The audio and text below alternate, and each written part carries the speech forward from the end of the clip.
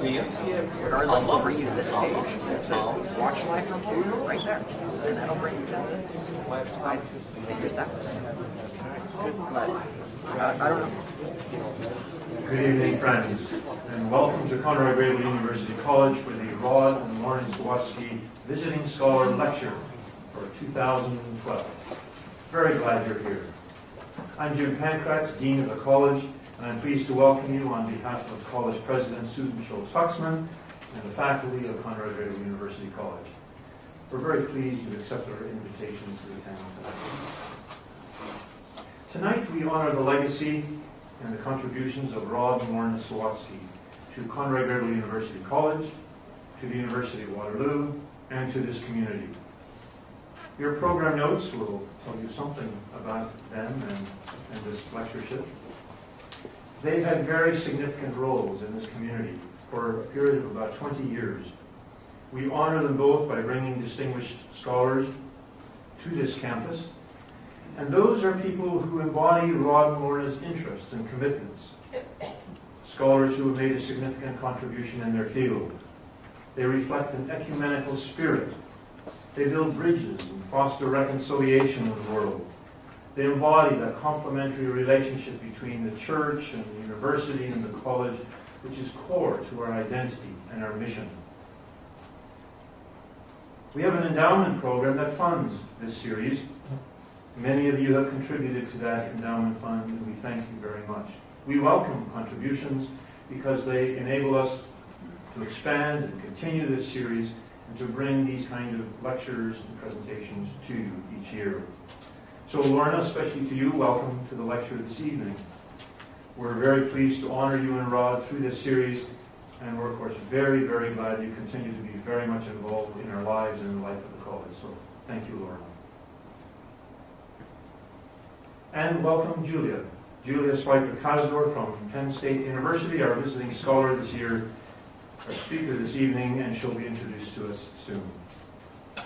Now, in our college mission statement, we declare that at Conrad Grebel University College, we seek wisdom, nurture faith, and pursue peace and justice in service to church and society. But this evening is a reminder that we don't do that alone. The Visiting Scholar Program provides us with a great opportunity to bring to this campus and to this community people who inspire, enrich, and expand our search for wisdom. Last year it was Grebel who brought us the story of Amish grace, forgiveness in the face of tragedy. And in 2010 it was Pakisa Chimika who introduced us to the Mennonite Church in the Congo. Now, for many of you, this particular program, this Visiting Scholar Program, is this public lecture. But there really is much more. For example, on Wednesday evening this week, Julia Kasdorf read poetry at the weekly community supper for our students. Then, later that same evening, she read her poetry and described her life as a writer in the Mennonites Writing in Canada series that has brought other major Mennonite writers to our campus. And that series, by the way, will resume on Wednesday the 29th when David Bergen will be with us. It's in the college chapel, and all of you are welcome to attend. Many of you here are very regular attenders, and you know how remarkable and wonderful that series has been. Then yesterday, Julia offered 2 poetry workshops, and again, some of you who are here attended one or both of those workshops. Earlier today, she spoke at the noon hour faculty forum about what it is that makes a writer or some writing a Mennonite. And I realize as people are looking up, I must have touched the computer. You can tell when you lose an audience. The eyes go there. In one of our rooms here at the college, in the boardroom, which is where we do a lot of committee meetings and board meetings and so on, it's a large window at one end. And sometimes when you're leaving the meeting from that end, people start smiling, but not at you, because the birds and the squirrels are active in behind you. And you might as well stop and turn and join the people looking at you. Well, before we hear Julia, I'm going to invite my colleague, Professor Hildy Fraze-Thiessen, to introduce Julia to us. Hildy, as you know, I believe, teaches English and Peace and Conflict Studies here at the college and the university, and she is the person most responsible for the flourishing of the study of Mennonite writing in the past 2 decades. So Hildy, please.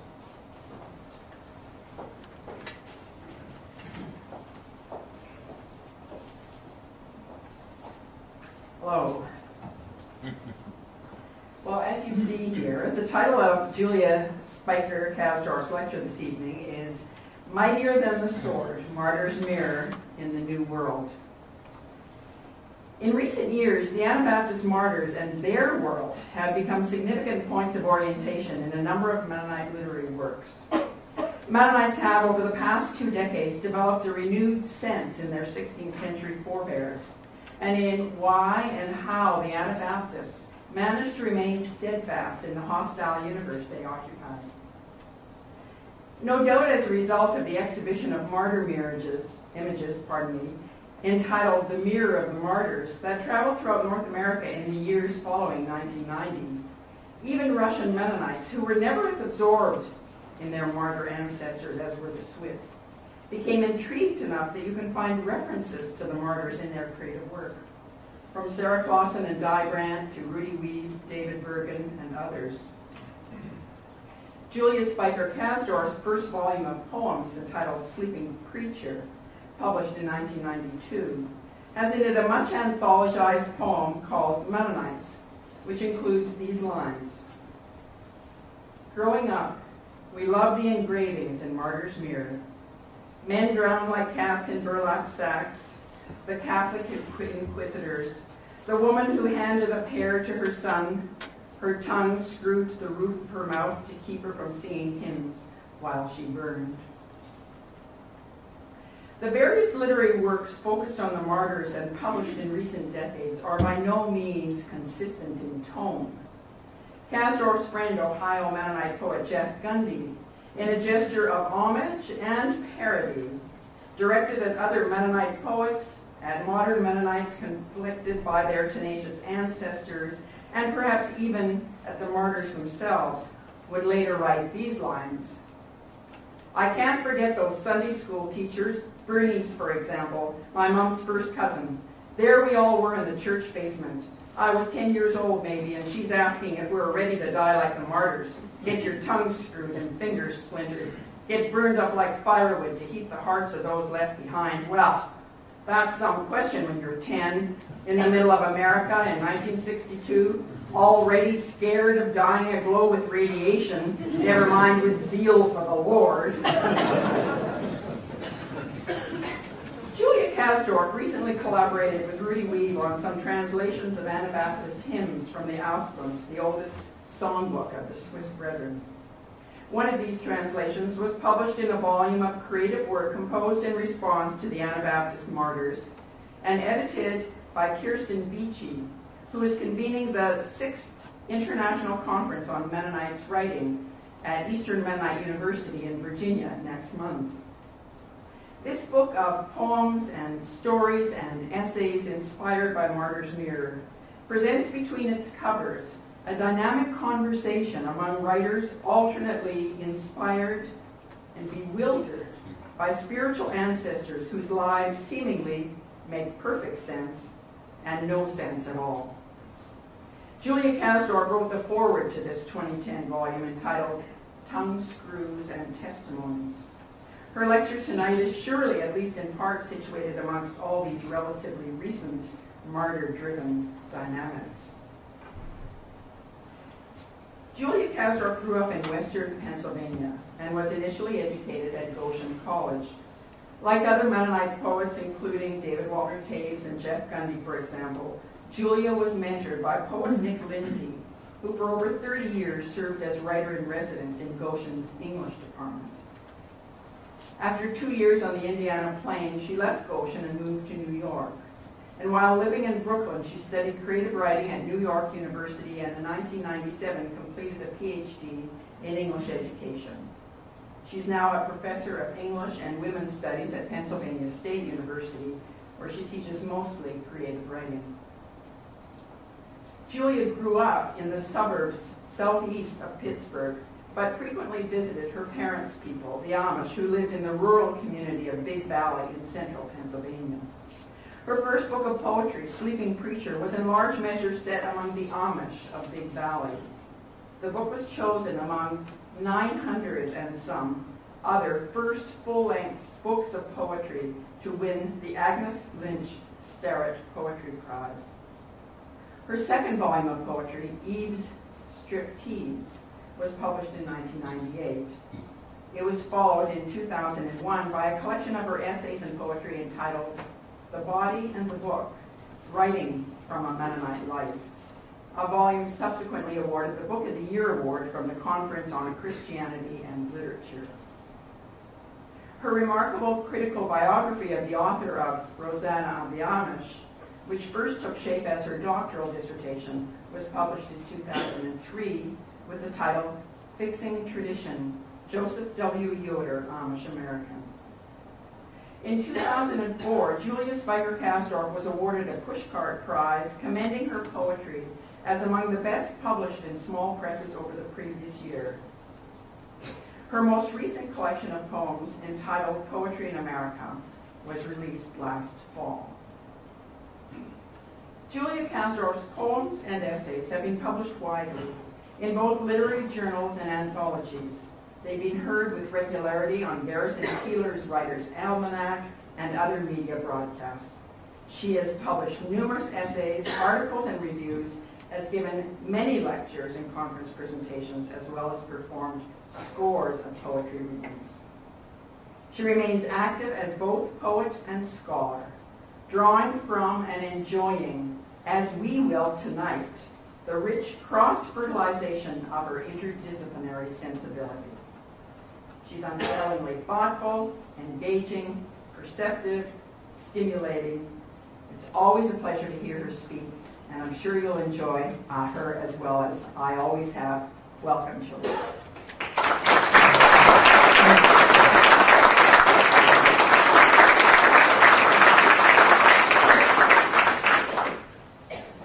Thank you very much.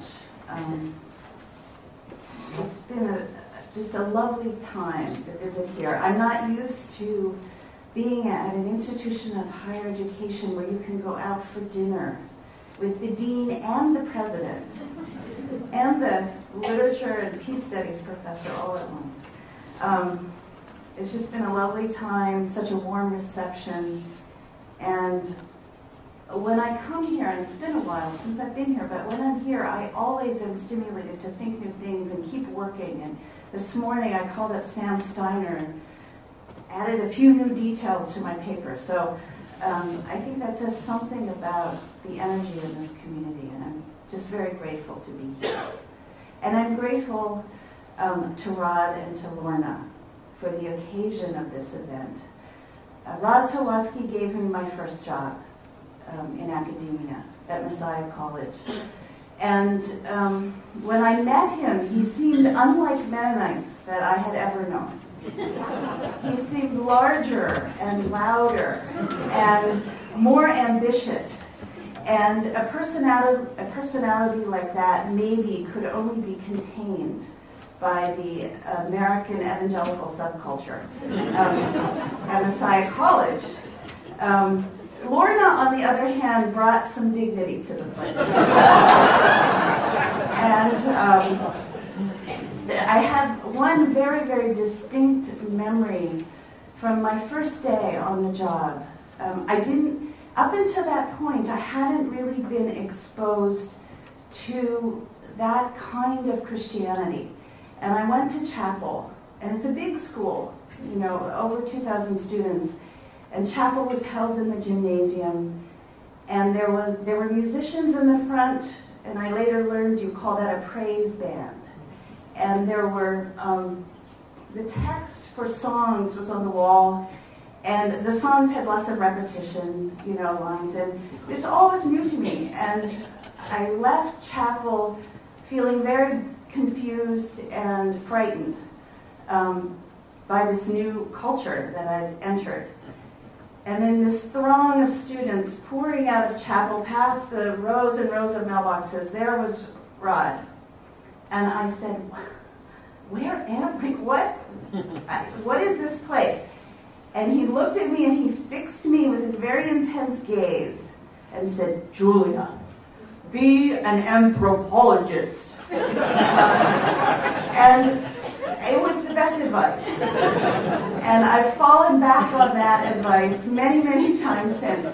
Because I think what he meant, I don't know if this is what he meant, but what I think he meant was watch and listen and be curious and ask the kinds of questions that you don't know the answers to. Because, you know, sometimes teachers are in the habit of asking questions when really they know the answer already. Staying open. And so it's kind of in that spirit that I agree to and bring to you this project of mine that is a real mongrel sort of project. It's partly personal narrative. I'm dabbling in history here. I'm working in anthropology a little bit, or sociology. Thank you, Rod. Philosophy of religion. And you might even detect a little bit of the sermon toward the end. So it's a real mixed up thing. Don't expect a coherent thesis, but I'd be very interested to hear at the end during the question time what your thoughts are in response. So,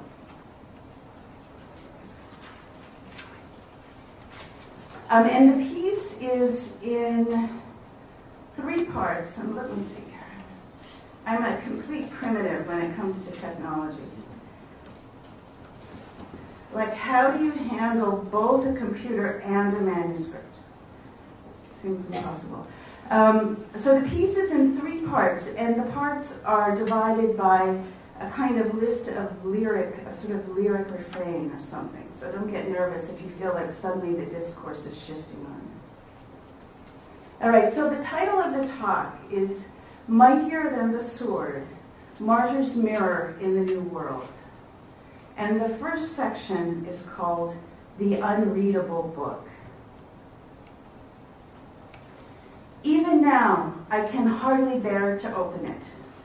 I know too much and too little about the big book that always leaves me feeling small. Unable to get past the title page, I once wrote a paper for a graduate seminar that traced the evolution of the Dutch printer's mark and motto that appeared on the title pages of many German editions published in North America without ever opening my own copy of the 16th printing of the second English edition, inscribed as a 28th birthday gift from my parents in 1990. To be fair, I have to say I asked for it. They wouldn't have thought to give it to me otherwise, and that difference, my deliberate quest for the text, as opposed to the fact that they already owned one that came from, well, they weren't sure where, points to at least half of the thesis of this essay. For as long as I can remember, Martyr's Mirror was the biggest book on their shelves, among novels, a complete set of Bible commentaries, and other useful non-fictions, car repair manuals, gardening references, edifying biographies. As hard to handle as an unabridged dictionary, impossible to read in bed, the tome, like a tomb for the dying and dead and not yet resurrected, intimidated me with its many pages of double-column type and red ink spatterings on the page ends that, as a kid, I believed to be the actual blood of the martyrs. Former Herald Press publisher Levi Miller recently assured me this is not the case. These marks are added to hide dust that collects on books that stand too long on the shelf. Miller and others at Herald Press, recognizing that Martyr's Mirror now functions mostly as a treasured, if unread, object in mainstream Mennonite culture, published a gift edition in 2002. they chose to retain the red spatterings at an additional production cost of $1 per copy. Dutch immigrant Jan Gleistien designed a new dust jacket and the handsome fake leather binding embossed with a rose among thorns, the symbol of martyrdom that early Christians used to refer to the persecuted church, and that martyrs' mirror writers later used to refer to Anabaptists.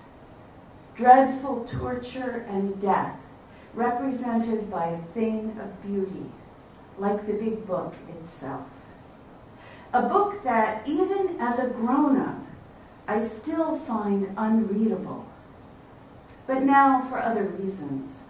Its strident biases, for instance, the Catholic Church called the Whore of Babylon, centuries after John, writing the book of Revelation, used that phrase to name Roman persecution.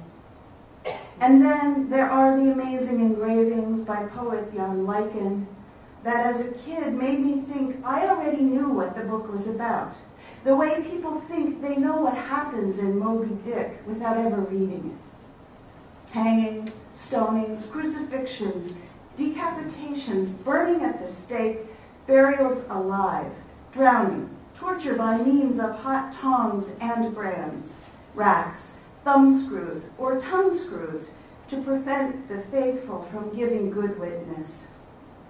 As the martyrs sang or spoke and sometimes forgave their executioners, their speech and song granted meaning to their deaths. From early times, testimony was the primary meaning of the word martyrdom. Torture and death were merely secondary means. So many acts of articulation are contained in the big book. Consider all the letters, records of court testimony, sometimes quite belligerent, observers' written accounts of events, or the editor's own strident arguments. All that language feels contradictory, given that back then my parents, who had grown up in Amish and Mennonite farmhouses in central Pennsylvania, but who were no longer farmers themselves, were not especially vocal.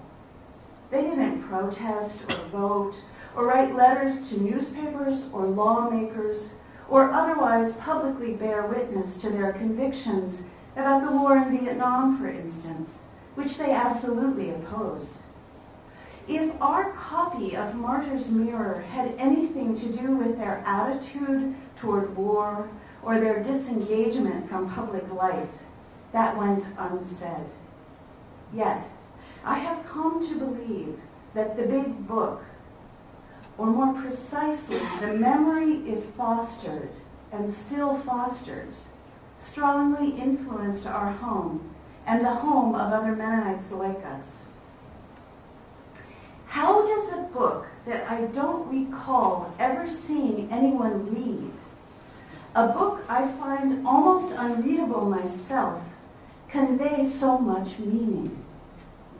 How does an unread text inspire imagination and shape behavior? As I investigate these questions, I will trace a relationship between the printing of Martyr's Mirror and American Mennonites' experience with war.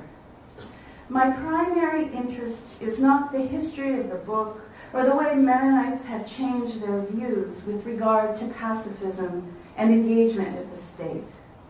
Instead, the relationship between war and the book create the shape of a story onto which I begin to map some ideologies of sacrifice and self-denial that are grounded in cultural memory and the functions Martyr's Mirror has played in creating that memory.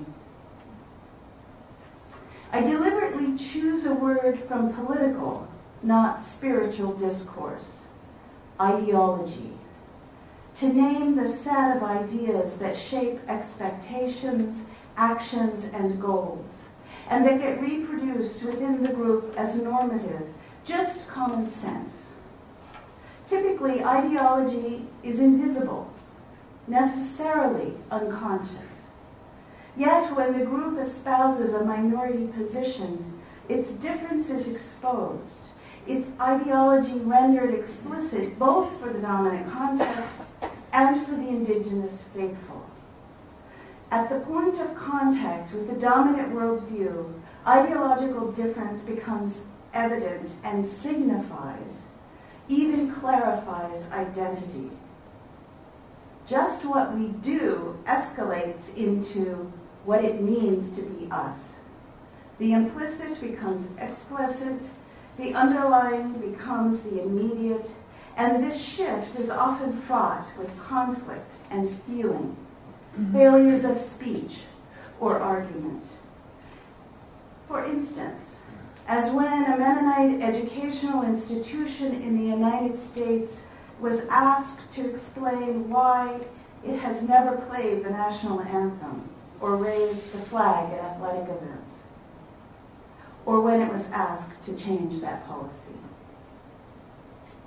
Many Christians embrace a commitment to nonviolence as the way of faith, but I am curious about the specific ways Martyr's Mirror has been used to promote ideologies not simply of nonviolence, by which I mean the term that gets translated from the title of Martyr's Mirror as defenseless, the defenseless Christians, those who refuse to use weapons and inevitably find themselves at odds with civil authority, but also non-resistance, which I use to mean a more general sense of non-engagement or passive resistance. Non-resistance I also associate with an attitude of self-denial or retreat, a stance that may result in a failure to put forth one's own interests in social or other contexts. It has become necessary for me to try to understand these ideologies of sacrifice, because I have reached a place in life where I find I must think differently about self-denial if I am going to be able to keep talking or thinking at all.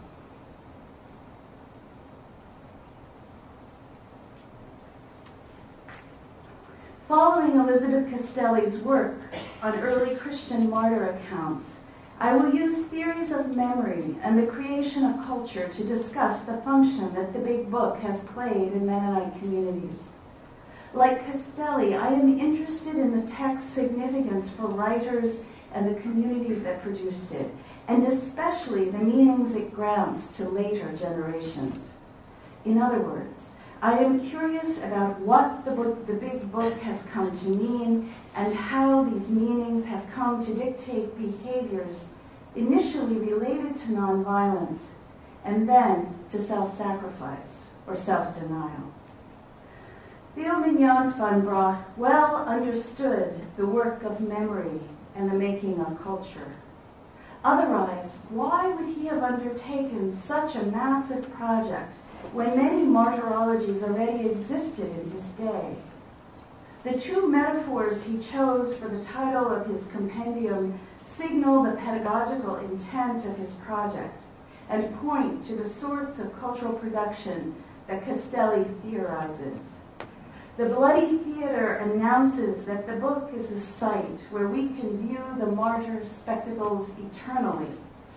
This is an exclusive stage reserved only for those who were defenseless and baptized as adults, the non-negotiable distinctives that van Braght sought to establish as marks of the truest yet minor strands in Christianity from the time of Christ until 1660. In the 17th century, the term mirror was commonly used in titles of instruction books or manuals. And I did a quick scan of the sort of the card catalog of the British Library and came up with these titles. The Catholic Mirror, or A Looking Glass for Protestants, whereby they can see the errors of their church. That was published in Paris in 1662. Or there's The Cloud of Witnesses, or The Sufferer's Mirror, made up of the swan-like songs and other choice passages of several martyrs and confessors to the 16th century. And the title goes on and on, but that was published in London in 1670. These are all around the time of Our Martyr's Mirror. Or there was, I had to include this one, The Charms of Women, or A Mirror for Ladies. It was published in London in 1736. So it's not so much that we should expect to see ourselves in the mirror, cast in the role of the faithful, giving good witness, but that this book will show us images that will train us toward ways of life shaped by the memory it maintains. By such means of memory and imagination, young Minister van Braak sought to remind the Mennonites of the Dutch Golden Age, of their martyr heritage, even as they were busy buying and selling opulent homes and gardens, wearing fashionable clothing sewn from expensive imported cloth, and hosting lavish banquets. And I know that because he writes about it in the book. You can almost see him wringing his hands as he contrasts the self-indulgent lifestyle of his contemporaries with the self-denial of the martyrs. And this is his voice. Oh, how different is this current age from the life of a true Christian who has forsaken himself and his lusts. How great the step that is between their world and that of the holy martyrs who delivered up not only their carnal desires, but also their bodies and lives unto death for the Lord's sake. How will they give up their lives when they can't even spare their hot tubs? Might be the contemporary paraphrase. Van Braak associates Christian martyrdom with a lifestyle of simplicity and self-denial. Where our treasures lie, our hearts will surely be, and simplicity is a virtue, I agree. But is the martyr's sacrifice analogous to refraining from conspicuous consumption? A relationship between these different kinds of sacrifice is long and deep, and I think often conflated in the ideologies that stem from memories associated with Martyr's Mirror.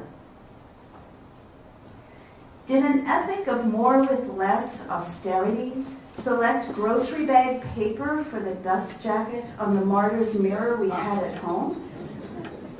This one preceded the more luxurious gift edition of 2002 that you saw earlier. Consider what can be gathered from just its cover. Here we see the engraving of a drowning in the typically scripted scene. A Catholic priest stands on the dock, on hand in case the heretic sees the error of his ways, his eyes closed in prayer or disdain. Although he clutches a cross to his heart, he remains blind to the fact that this martyr follows the true way of Christ. A civil official stands beside him in a rich robe and hat, wielding the knotty rod of judgment.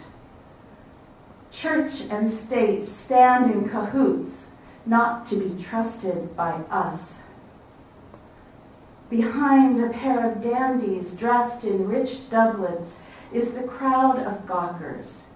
Indeed, there must always be a crowd for this spectacle to be effective from anyone's point of view, either the martyr giving good witness or the authorities setting an example for the rest.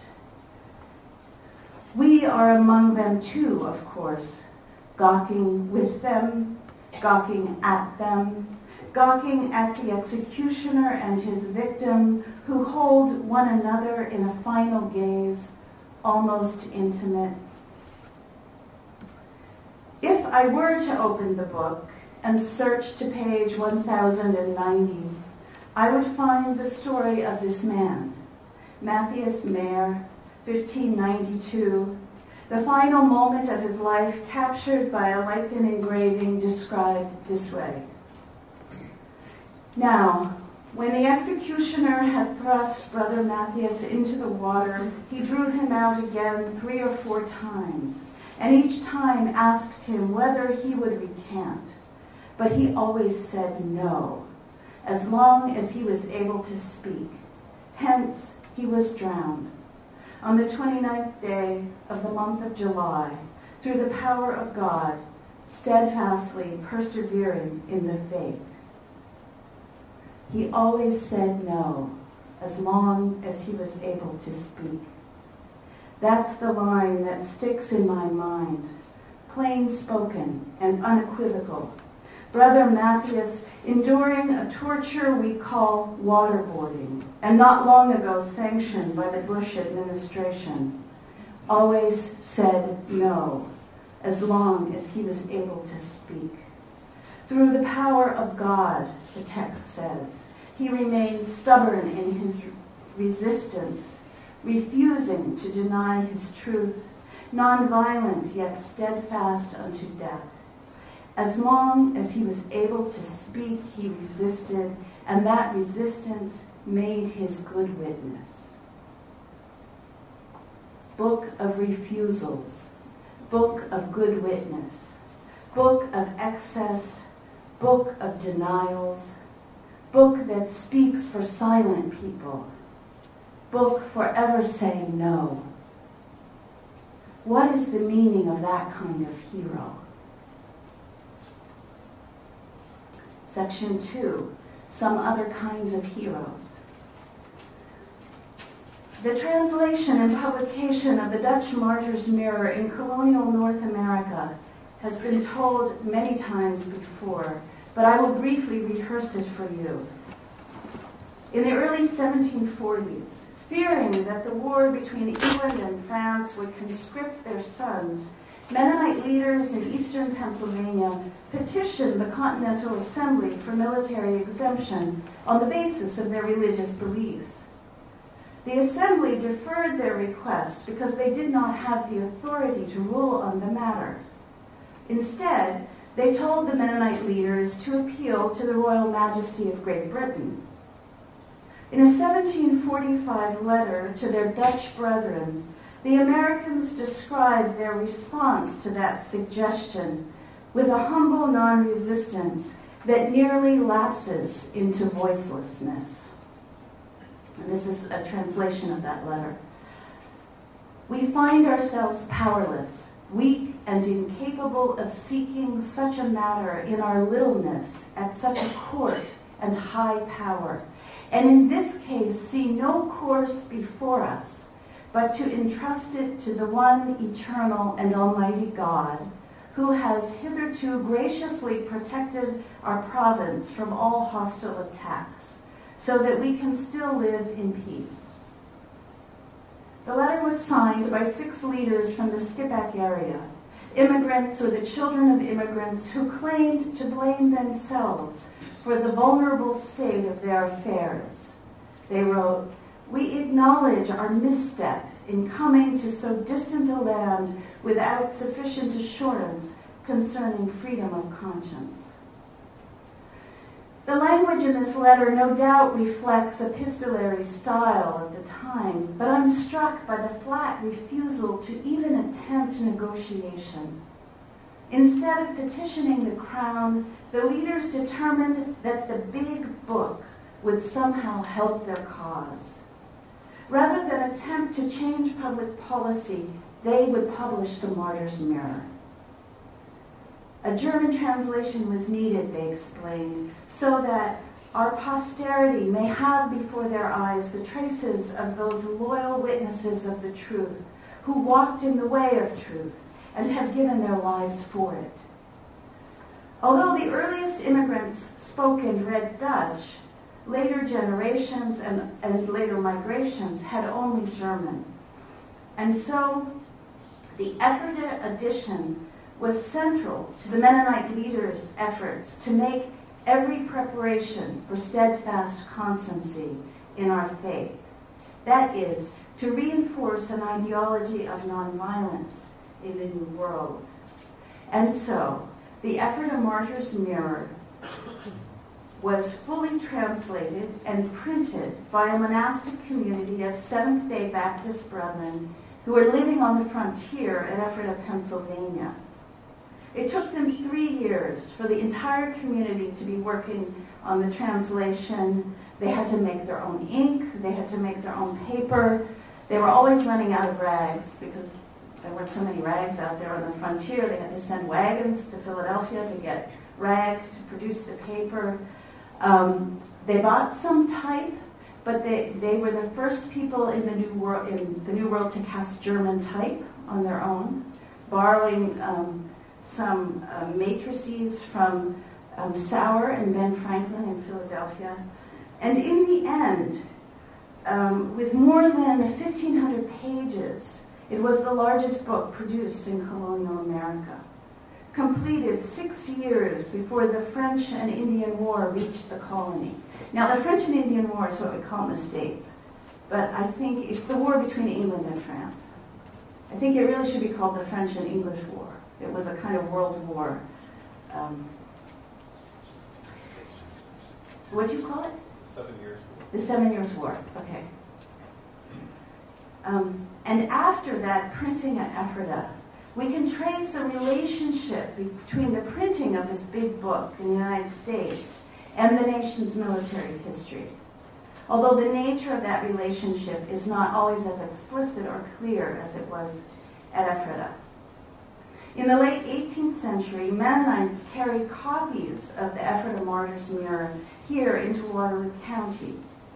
And I think that migration can be viewed as a non-resistant response to the American Revolution. And the Martyr's Mirror served an identity-keeping purpose here, too. The Ephrata experience influenced later understandings of the book's publication, though. For example, Mennonite leader J.C. Wanger, a native of that early skipback community, surmised that the 1814 German edition was prompted by the War of 1812, although he couldn't really point to clear evidence to support that assertion. It was just his understanding. And even more copies of that 1814 edition came up here into Waterloo in the 19th century.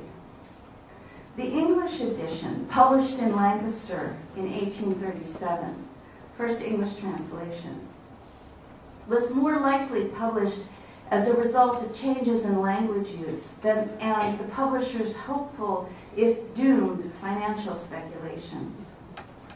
The idea that no Mennonite library could be complete without the big book drove the printings of 2 English editions in the 19th century.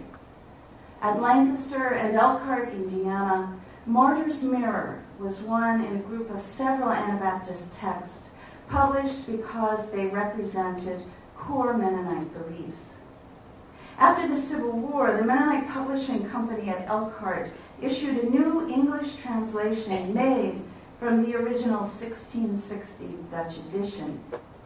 The preface, probably written by publisher John F. Funk, states the purpose and echoes Van Brock's rationale that representations of unfaltering endurance under the severest persecution are powerful incentives to live a more consecrated life, to practice greater self-denial, to live more separated from the world, and to show a greater zeal in the work of the Lord and the salvation of souls. The phrases separation from the world and self-denial here suggest personal and communal positions of withdrawal and sacrifice appropriate to a time when Mennonite life was rapidly changing as industrialization and the railroad were finally reaching rural communities. Christians practiced self-denial and separation by living simply. It was no longer necessary to witness to the world through the public loss of their lives. But this all changed with the First World War, when Mennonites and other pacifists in the United States faced conscription in a highly charged popular conflict with no clear government provisions for conscientious objection. Melanie Springer Mock, in a study of the diaries of Mennonite conscientious objectors from this era, finds that militarized mainstream America used the language of Christian sacrificial martyrdom to describe soldiers serving in the trenches in Europe. At the same time, harassed Mennonite COs identified with their own history of Anabaptist suffering and martyrdom. And so this set up a kind of contest of dueling martyrs. In 1917, for instance, the Mennonite weekly newspaper Gospel Herald praised the martyr spirit of COs who refused non-combatant service, although they stood to face persecution, even death, in army training camps and federal prisons. The piece concluded, "This is a good time to read the story of how many of our fathers went to the stake rather than compromise their faith." Gospel Herald editor Daniel Kaufman and Aaron Laux led the Old Mennonite response to conscription from Scottsdale, Pennsylvania, home of the Mennonite Publishing Company. In 1938, they also released another English edition of Martyr's Mirror. The same 1917 issue of Gospel Herald reprinted a piece by C.B. Schmidt from the Kansas Evening Republican that made the martyr-soldier comparison explicit, noting that the Anabaptist commitment to nonviolence was punished with martyrdom in Europe long ago, and that Mennonites now faced similar persecution. And these are his words. "The Mennonites' early history has been written in blood because of their abhorrence of strife and bloodshed. Their steadfastness and their very single-mindedness has produced among them thousands of martyrs, heroes, infinitely more heroic than the greatest soldiers of history." The message here, "My non-resistant hero is better than your warrior hero," is unmistakable. I believe that the martyr functions as a response to the glorified soldier in Mennonite imagination, a single type of heroic masculine virtue signified by self-sacrifice. An explicit connection between Christian martyrs and soldiers has been firmly grounded in church history and tradition since Roman times. L. Stephanie Cobb, drawing on the work of several other scholars of the 2nd century in her recent study of those martyrologies titled "Dying to be Men," clarifies one purpose of the early Christian writers: to depict martyrs who suffered torture and death not as victims, but as courageous, brave heroes. That is, not as barbarians, but as ideal Romans. In the Greco-Roman world, virtue was associated with masculinity. Early Christian martyrs, whether they were men or women, were portrayed as paragons of the qualities ascribed to masculinity: courage, steadfastness, bravery, justice, and willingness to sacrifice their own lives. A no pain, no gain ethic of spiritual combat and triumph prevails. In these early representations, martyrs resembled athletes, gladiators, and soldiers as they faced death. Cobb shows that men and women were equally associated with masculine traits, but the female martyrs faced persecution as both virile, manly heroes and virtuous women possessing beauty, fertility, maternity, and modesty.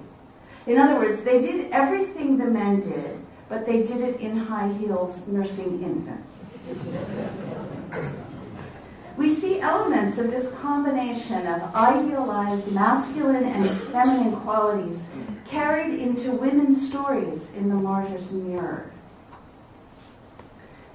Consider the teacher Ursula of Essen, 1577, racked twice, hung and flogged, gagged on her way to the stake to keep her from giving good witness. According to the text, as she passed by the prison, Ursula heard her Anabaptist sisters shouting from their cell windows, encouraging her to contend manfully.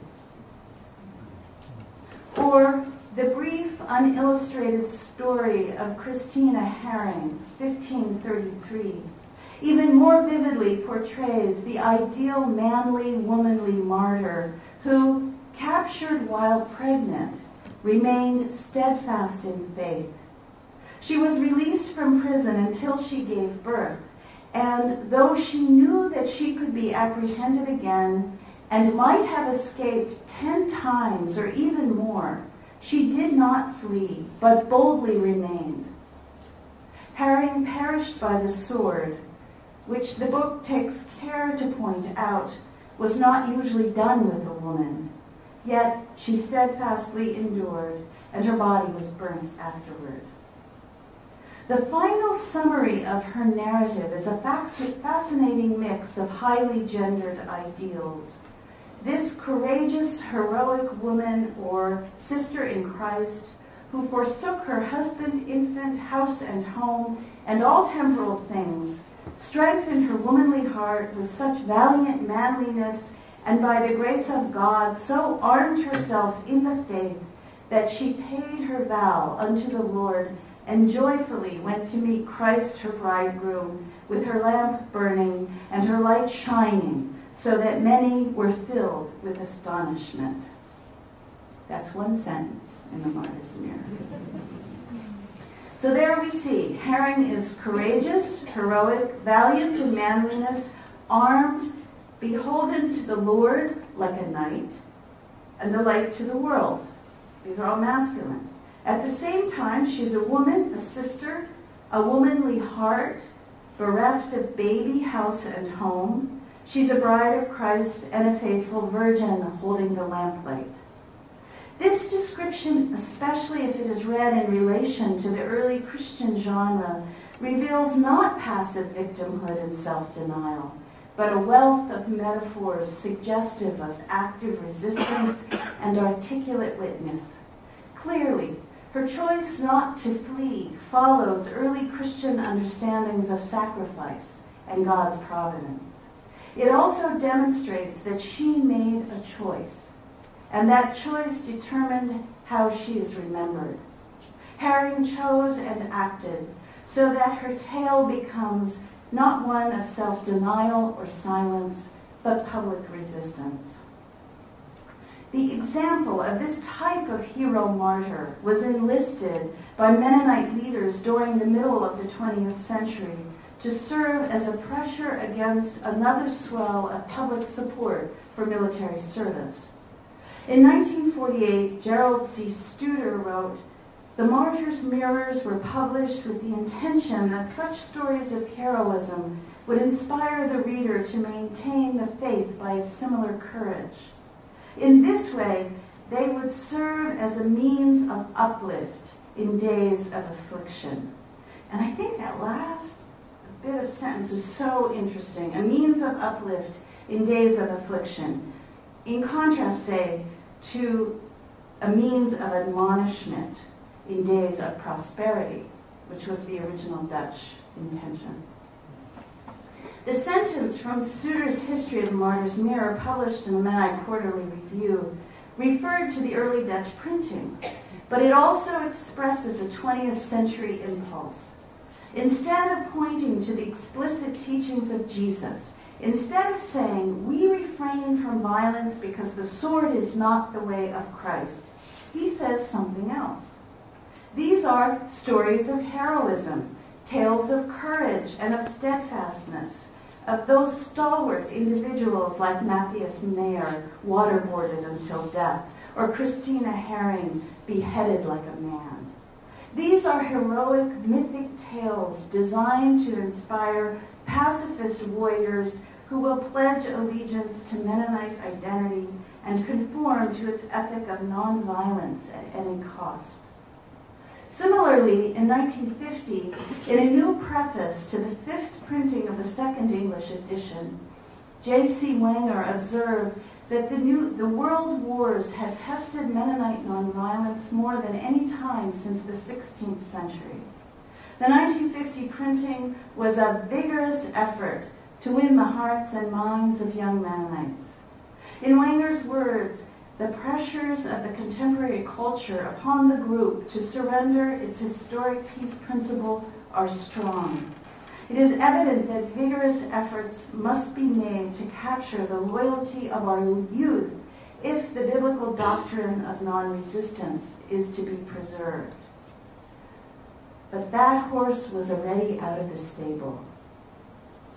In 1940, the Selective Service and Training Act established favorable provisions for conscientious objectors, largely through lobbying efforts of Quaker leaders, but also through the work of other historic peace churches and peace-minded groups.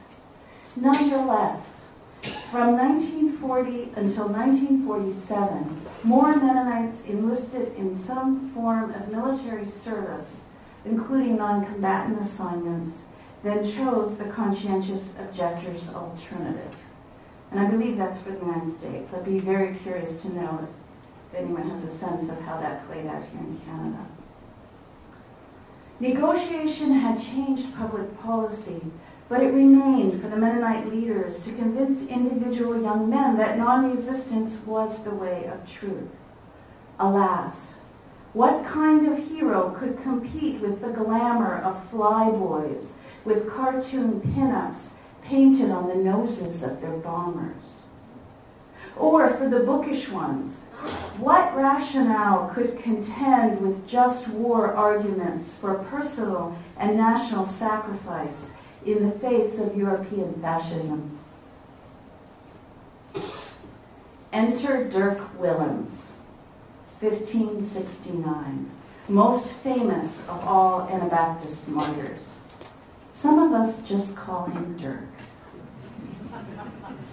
During the dark days of Spanish rule in the Netherlands, Dirk was caught, tried, and convicted for being an Anabaptist.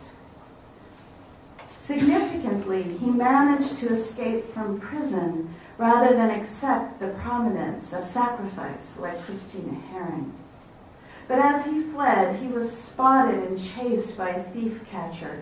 Dirk ran, weightless as an angel, across a frozen pond. But his pursuer broke through and cried for help. Dirk stopped running, turned back, drew the man out of the icy water, and thereby saved his life. In gratitude, the thief catcher argued for Dirk's release.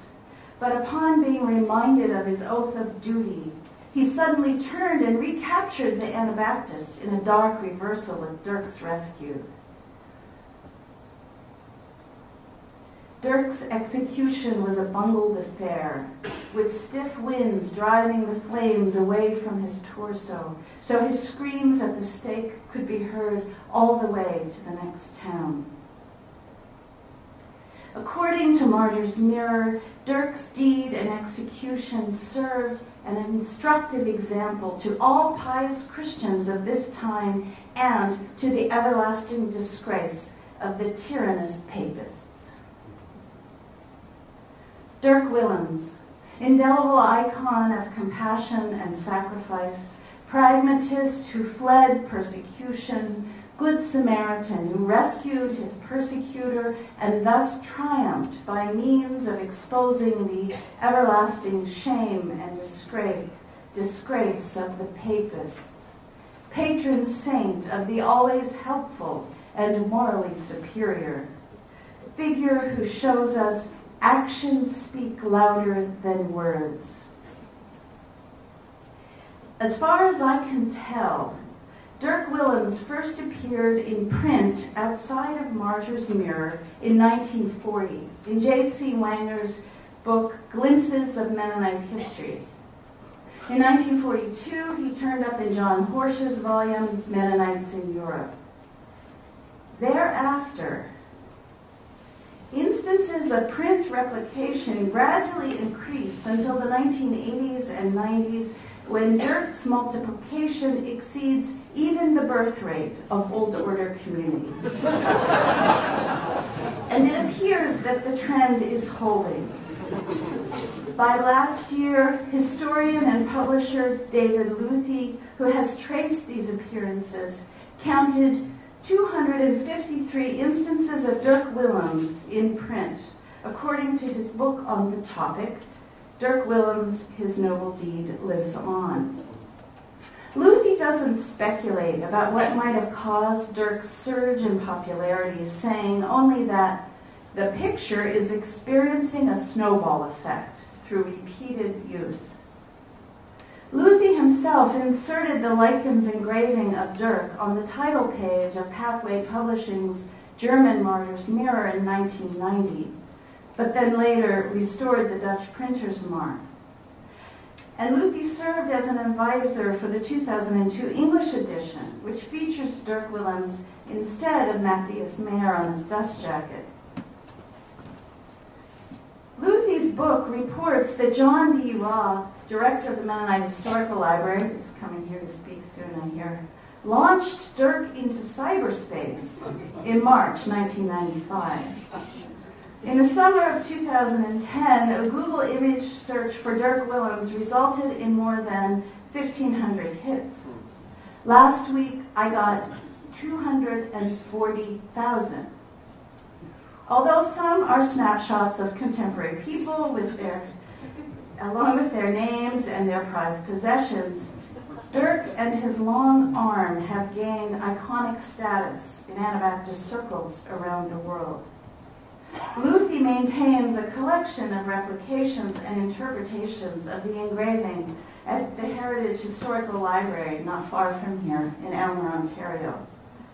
Among the variety of contemporary renditions, there are an actual icon created by Bulgarian Ivo Dankov for Grebel Designs of Goshen, Indiana. Handmade copies, 12 by 16, have been available for a purchase price of $400, with proceeds benefiting the iconographer and the Mennonite Historical Committee. At considerably less expense, Scroll Publishing of Amberson, Pennsylvania offers color posters and postcards based on a painting by Texas artist Lee Caspier with the inscription, "Love Your Enemies." Here Dirk wears a baseball glove and fields a grounder on the cover of the 1998 Good Books title.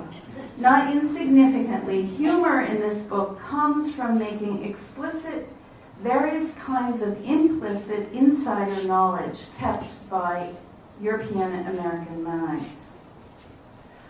Dirk also plays a supporting role in the 2004 motion picture Pearl Diver, where a conservative Mennonite testifies at a legal hearing with the help of the engraving.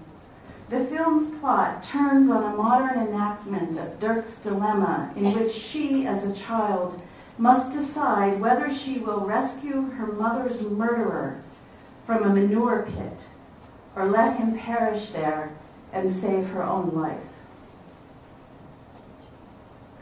Karen Stollard, a storyteller and dramatist from East London, England, created a cartoon version of the tale, framed as Fat Jailer versus Skinny Dirk, who follows the literal teachings of Jesus.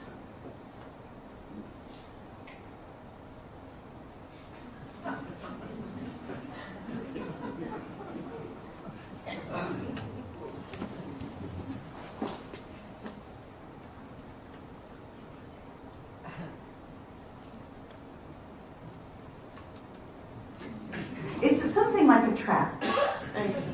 Remember those? In 2007, MCC produced Thermostat, How Can We Turn Toward Peace in a Time of Fear, in both English and Spanish, a DVD that instructs young people on issues related to war, peace, terrorism, security, and Christian conscience. The soundtrack features the Onward Martyrdom rap by Cruz Cordero.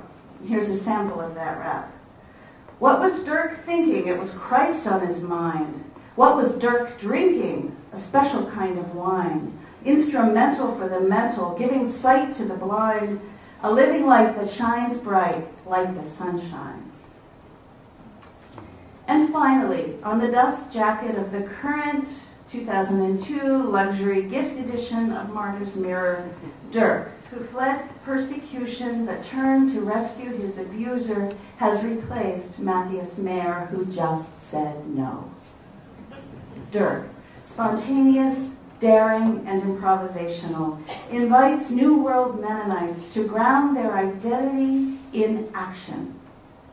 Goshen College professor of peace, justice, and conflict studies, Joseph Lichty, has concluded that for many modern Mennonites, the Martyr's Mirror is effectively the story of Dirk Willems saving his persecutor's life, one of the few instances in which an Anabaptist had a chance to offer a concrete act of love to his or her enemy.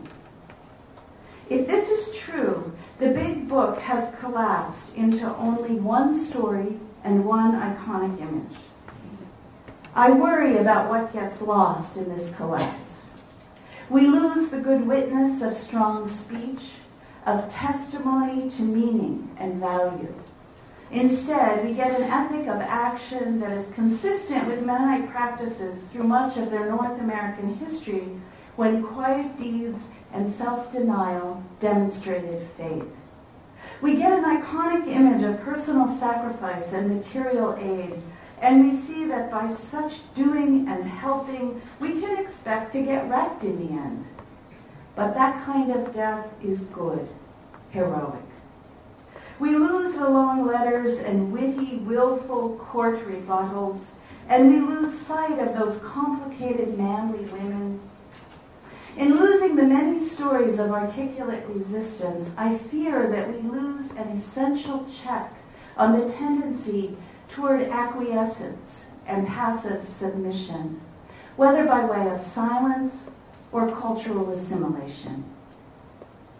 Of all the Anabaptist martyrs, Dirk Willems is remembered not for verbal testimony, but because of his dramatic dilemma and heroic gesture. Dirk embodies both ideologies of sacrifice, early and late. Classic martyrdom, by which I mean he was initially captured for being an Anabaptist, and the ethic of everyday self-denial, by which I mean he abandoned self-interest to attend to the needs of others. Of course, I love the immediacy of his turning on the ice when he hears the man's cry. Don't get me wrong. I love that Dirk is wide awake and responsive to the material world. I love that he gets to make a choice. Yes, his self-denial is consistent with powerful lessons that Mennonites have been learning from martyrs since at least 1660. But this learning should not go unexamined. Book of bloodshed, book of uplift, book where men are men and women are women and men too. Book to comfort an orphan whose mother refused to escape 10 times and died for an idea. Book of steadfast intent and botched execution. Book of flesh turned to text. Book of heroic surrender and shrieks at the stake. Picture book that teaches us actions speak. Story that makes me wonder what writing is for. The third section is short, and it's called Icons and Iconoclasts. Since the colonial era Ephrata edition, New World Mennonites have continuously printed Martyr's Mirror in both English and German, and many still keep it in their homes or congregational libraries. The most conservative groups read it the way they read the Bible, as a sacred text, a literal account of historical events, and a call to the faithful to turn from the fallen world and follow the way of our Savior. Now more than ever, conservative writer James Lowry has said, believers must heed Van Brock's warning to the Mennonites of the Dutch Golden Age, for their sins are also the sins of contemporary North Americans. For more worldly Mennonites, The book emits meaning without anyone ever reading it.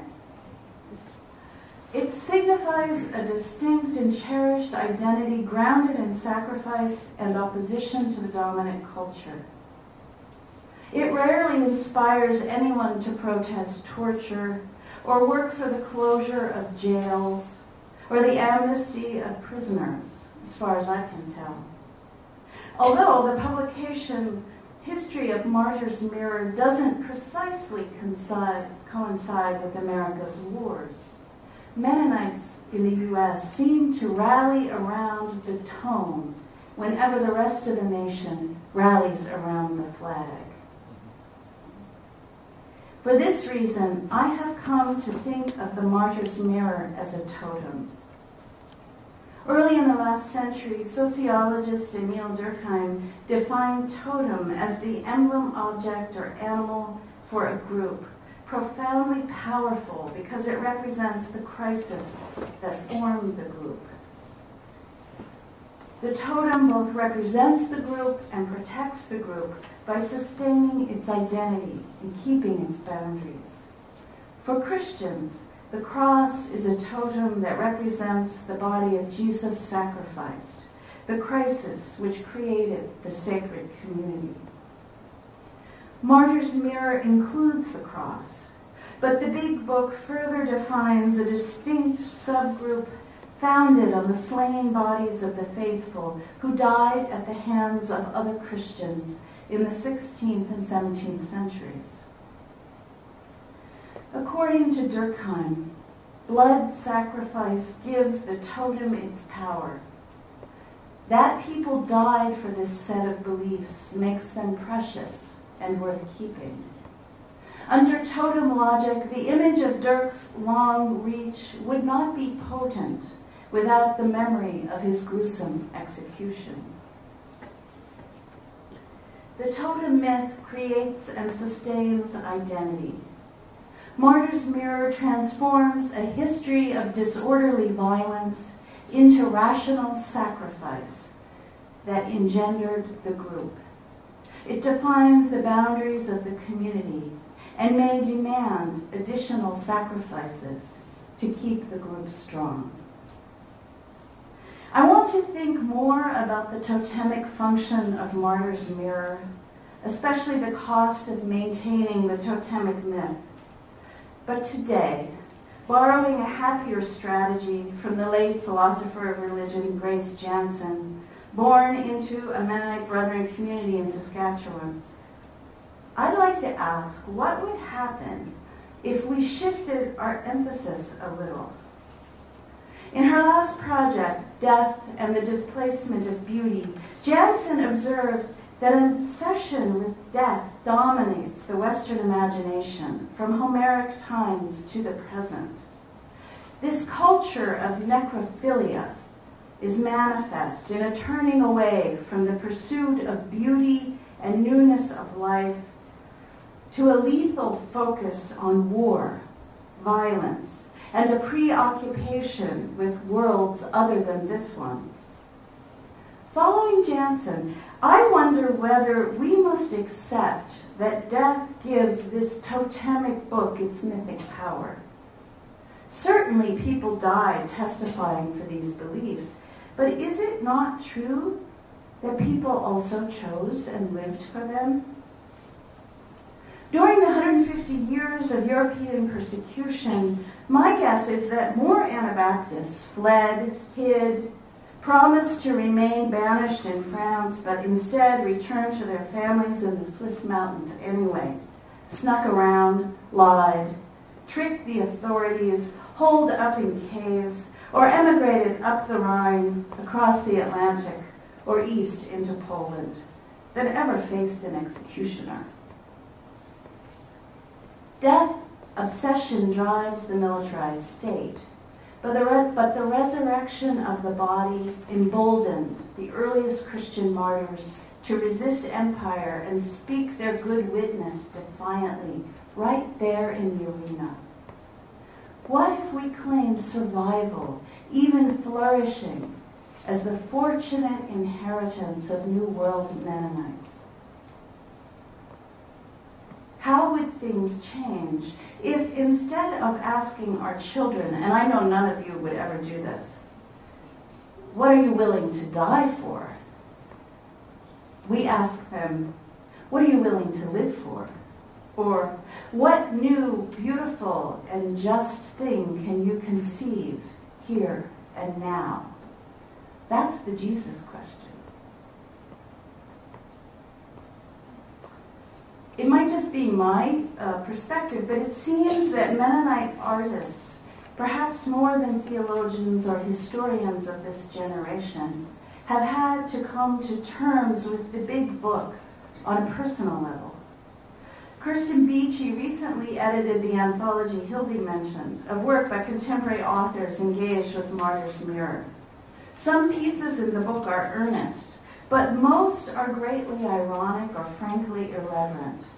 The work of younger people, younger than me, I mean, who are more interested in tugging at the contours of cultural memory than considering the suffering of historical figures.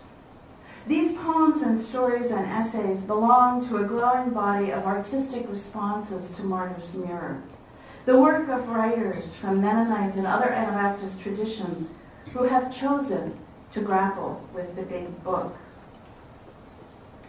I want to conclude by showing you a visual intervention along these lines. That's a series of drawings titled View from the Pond by Ian Hubert, an artist who grew up in a Mennonite community in Henderson, Nebraska. In a statement printed with the images in this issue of Pacific Journal out of Fresno Pacific University, Hubert consciously places himself within the Anabaptist tradition of iconoclasm. In other words, he's calling into question our sense of sacred reverence around this image. He describes his pen and ink revisions of the Willems engraving as an attempt to suppress the dogmatic safeness that traditions accrue over time. He refuses to venerate a static icon, but nonetheless honors it by finding new functions for the image and by adapting its vocabulary. Thus, he acknowledges history and events in the present. His series returns to Dirk's dilemma and holds a mirror up to us by imagining various ways individuals respond to the sight of immediate need in the world. On top, they do scholarly research, or they offer inadequate solutions or inappropriate technology. They hide behind the security of their nation's military solutions. Or they offer immediate help, but it's mediated on their own terms. You see the steel rims on the tractor rims? They ignore the problem and keep running. Or they create an allegory from popular culture. Or they just need more time to think about it. More time to think about it is exactly where I need to end. And I want to invite you to think about this book of Good Witness. Book of remembrance more potent than weapons. Book of obsession and repetition. Book of memories sharper than swords. Book of lives ending and sacred beginnings. Book that shows us what bodies are for. Book telling us who we are. Book that instructs us to stand up and speak.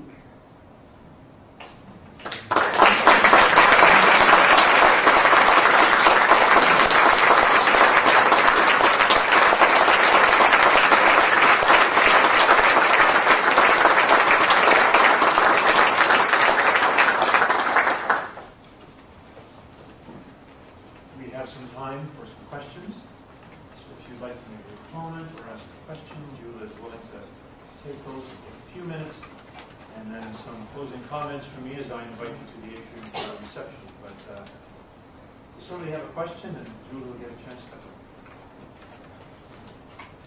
drink of water here and then respond to you. There's one over there at the back. My question might be somewhat trivial in the light of a very interesting scholarly presentation, but I'm wondering how many of you whose ancestry came out of so-called the Russian Mennonite journey actually saw this book in your homes. The only place I saw it, from a very progressive home. the only place I saw it was in a school library, Mennonite school library, and in our congregation, which was not of the Russian Mennonite tradition. So can we ask the other question? How many folks from, what do you call, I mean, I've never seen such a polarized thing as I have in this community, but how many of you from the Swiss background?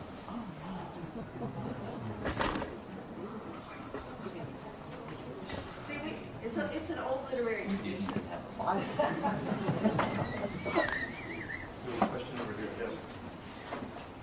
Dr. Kasdorf, thank you for reminding us how costly our faith is and has been for many thousands of people before us. I'm wondering whether we can expect you to be back here next year with a corollary to the Martyr's Mirror, or perhaps a 21st century version of the Martyr's Mirror, by focusing on the persecution of Christians that continues to be done in countries like North Korea, India, China, most of the Islamic countries, Colombia, and many more. And I'm wondering, or do we have to wait another 50, 100 years before the Christian world gets over some dust? You know, I have good news for you. I'm not working on this, but there is a group of scholars who are concerned with the Martyr's Mirror that have been meeting at Goshen. Okay, sorry. I'm sorry, thank you for the reminder. Yeah, so the question is, if I may paraphrase, so what about contemporary martyrdom? You know, are we going to be talking about that and recording the stories that are happening of torture and persecution that are happening right now? And my response to the question is that there is a group of scholars out of Goshen, John Roth is leading it, who are asking this very question. I mean, real historians, not dabblers like me, and who are trying to gather stories. And it's a complicated project because to begin with, you have to figure out what it means to be a martyr, right?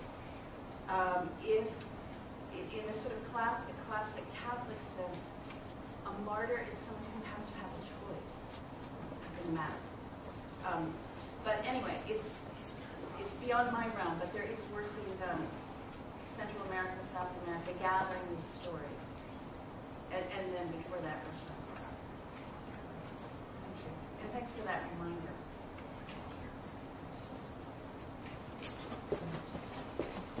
Sound is not on. Yeah, we're getting somebody to talk.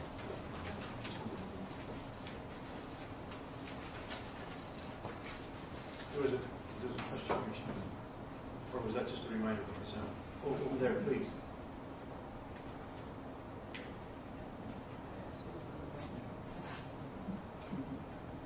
You know, they used to have ads. They'd advertise something, and at the end, right while they'd say battery's not included.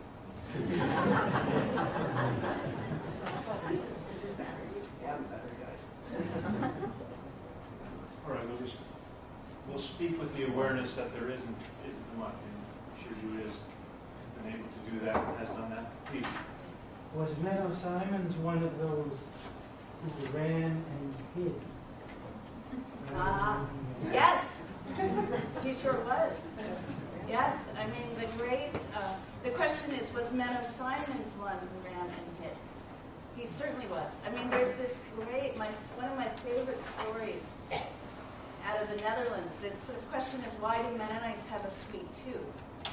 Well, it's because when Menno Simons, he was preaching on top of a molasses barrel, and the authorities were outside the door, and they pulled the lid off the barrel, and he jumped inside to hide. And when the authorities left, he climbed out, and the women licked his leggings.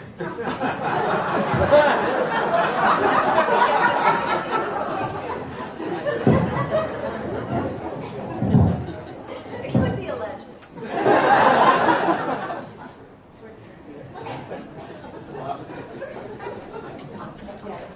Hi. Hi.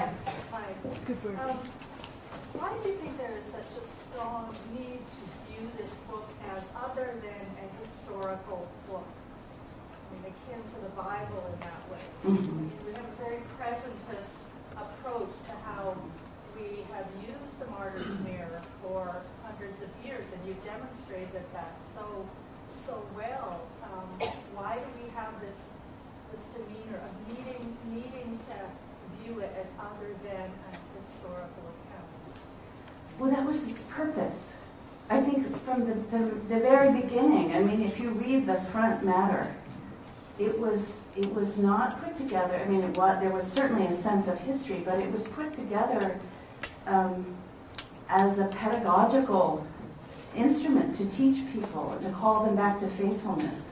And that's how it's been used. Even without people reading, I mean, it's amazing to me. Although the Bible is used that way without people reading it too.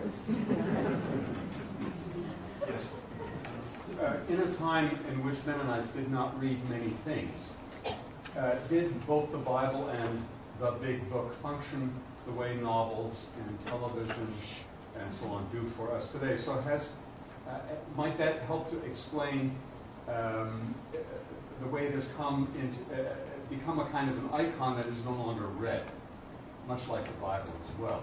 In other words, if that's your only reading material. Right. Yes, and there's a lot in there. And I have thought sometimes that it also kind of functions like pornography. Right. Like, it's so extreme. And especially with the images.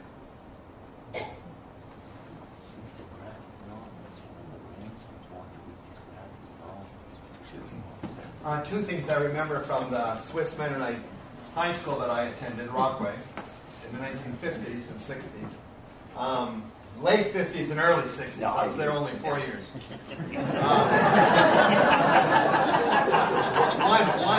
Our religion teacher and chaplain, Isaac, I think it was Isaac, it was Josiah Hurst. He talked about the degree to which martyrs of the day had turned to martyrdom as a fashion, and sort of warned us. I mean, he set it out as a caution in this Swiss Mennonite environment not to become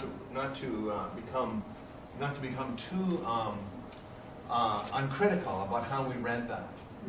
Another thing that a lot of the teachers I felt, and I think they were largely Swiss Mennonite people at Rockaway High School in those years, 58 to 62.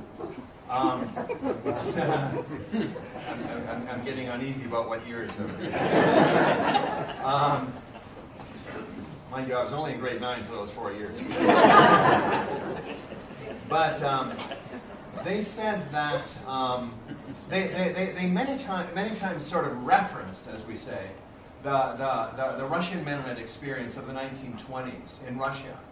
And it was as though within the Swiss Mennonite environment, that became a sort of a relatively recent. I mean, that had been just, a quarter, 30 years earlier, and then onward through the 1930s and so on. But they talk more about the period of 1917 and onward from there. They saw that as a kind of a manifestation of martyrdom, as though that demonstrated and affirmed or confirmed the nature of the story. A 20th century version. Right. Well, and that's so complicated again because the martyrs many of the martyrs had a choice.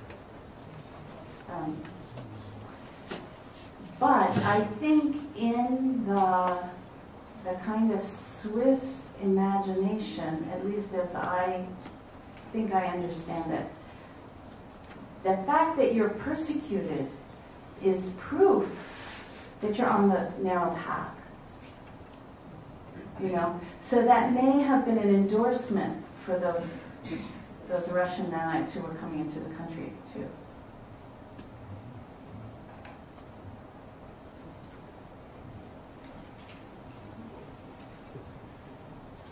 Thank you all. Thank you again, Julia.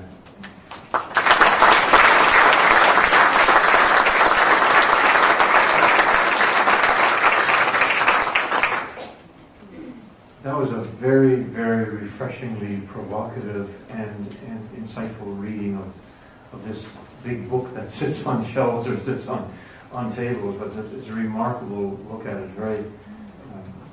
Very helpful for us to continue the conversation, so thank you very, very much for that. And thank you for the service you've been to this college and this community during these days. I think you've exemplified the ideals we have for the Rod and Lorna Sawatsky visiting scholar. So, again, thank you very much.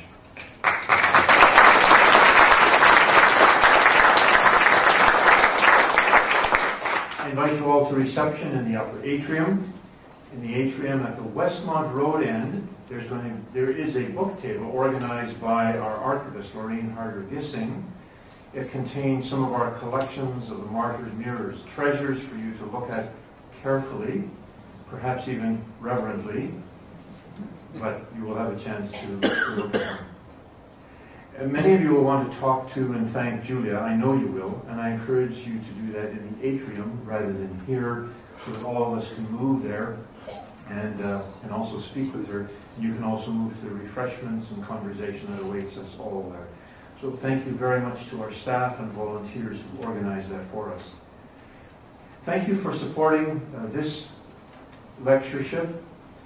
Thank you also for your support in your attendance of other events that we have. And I remind you, as was already mentioned, the Bechtel Lectures, March 15th and 16th, to hear Dr. John Roth, who was mentioned, from Goshen College. He will speak on the theme, Blessed be the ties that bind in search of the global Anabaptist Church. That's March 15th and 16th. There's a reference to it in your program tonight. You will be welcome to come. We'll be glad to see you again. Thank you, Julia. Thank you all, and good night.